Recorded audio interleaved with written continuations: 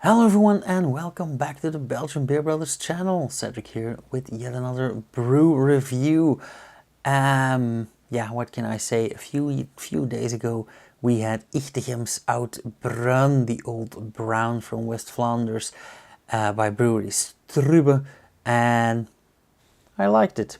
I forgot to score it, but that will probably have landed somewhere around 375, I guess. Now, today we are gonna have, and I lost its front label, unfortunately, by condensation, but nonetheless, we are gonna have the Ichtegems Brun, the Grand Cru version. Now, what is different, the Ichtegems Brun is brewed with malted barley with a bit of amber malt and caramel malt. They skipped the amber malt for this one, and the Ichtegems Brun is matured in oak barrels in foeders for about 18 months before being cut. This one matures for 24 months, so 2 full years. What does this bottle say? Bière traditionnelle rouge brune de Flandre de haute fermentation, mûrie en foudre de chêne pendant 24 mois. So a blended traditional Flanders red brown beer matured for 24 months in oak barrels, as I said. Yeah. Can't tell you much more about that. So let's have a taste.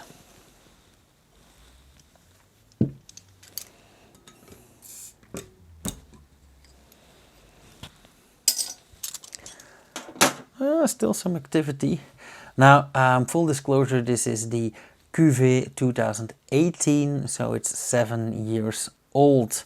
I think its best before date was April, May 2025, but in a beer that ages for over 2 years,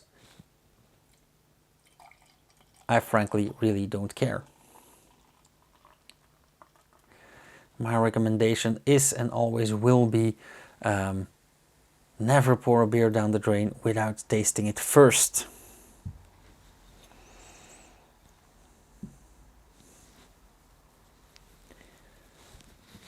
Again, that beautiful deep red brown color, a bit rusty here, a bit ruby red is in there. It's absolutely beautiful, slightly hazy, and some nice, somewhere between off-white and beige foam. Nice dense foam, actually, more than I expected for an acidic beer like this. But of course, the acidity fights the protein in the beer, and that's why you won't be able to keep a good head of foam on these beers. No worries, that is absolutely normal with this style. Yeah, beautiful, beautiful color.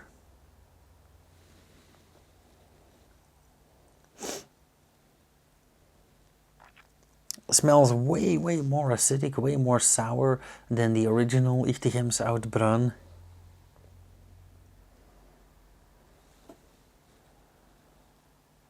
Also a bit sweeter. Again, kind of a bit of molasses in there. It's not added, but that is something that this Acetobacter or this lactobacillus adds to the beer.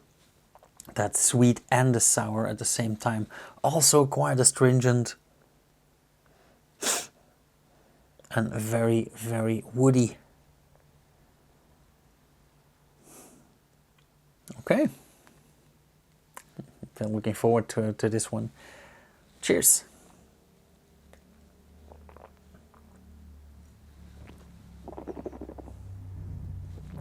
Oh yeah, that is a very different ball game.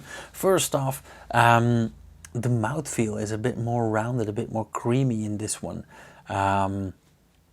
So very nice, very beautiful, very pleasant. It also has quite a bit of carbon dioxide, but it actually manifests in tiny bubbles, more like you would expect from a champagne yeast instead of a beer yeast. But of course, with these spontaneous fermentation or these mixed fermentation beers, yeah, things can go all ways. Also, like I said already, lost all of the foam, but again, that is absolutely normal here.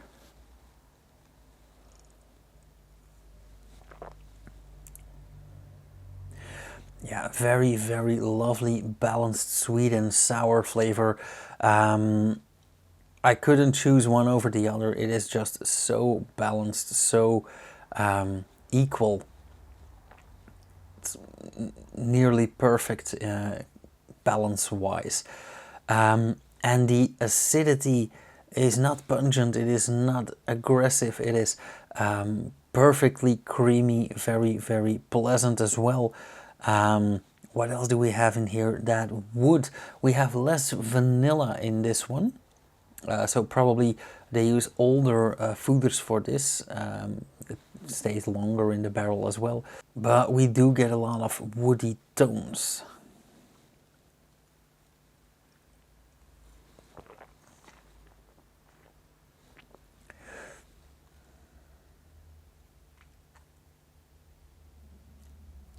I think that this is one of the better Grand Cru beers that I have had in this style. Yeah, absolutely love it. Even the after flavor is downright, yeah, lovely.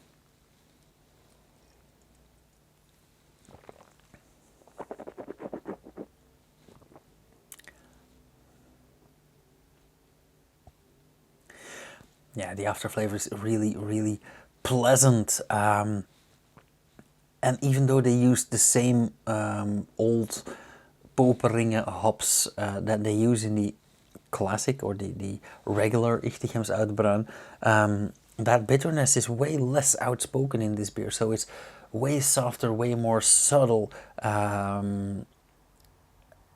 And probably just doesn't have the strength to fight up to that acidity, to that sweetness. But it is very subtle, it is present, again, very pleasantly. And that brings us back to the after flavor. The after flavor is a nearly perfect trifecta of very subtle hoppy bitterness, very refreshing acidity, and a tiny hint of sweetness, which I absolutely adore. And this is one of those beers that I probably would order a second and probably a third of in a bar. I know that the bar where I used to work, we actually quit selling Rodenbach because people just didn't buy it anymore, and we replaced that with another old brown Duchesse de Bourgogne. We'll probably talk about that on this channel as well because I love that too, and that is another beautiful beer, but more aggressive than this one. I think this one is way better balanced, but of course this is a cuvée, this is a yearly thing. So, and again, I would love to pit this against the Rodenbach Grand Cru, a Duchesse de Bourgogne. So someday we will have to have that old brown shootout, which sounds really dirty when I say it like that. But let's not think about that for too long.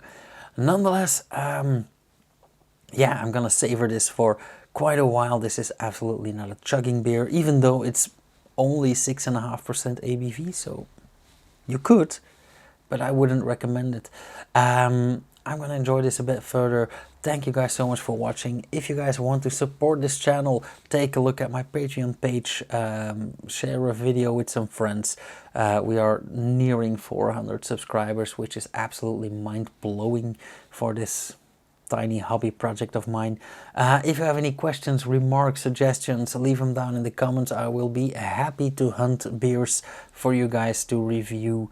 And yeah, I'll see you guys in the next video. Cheers!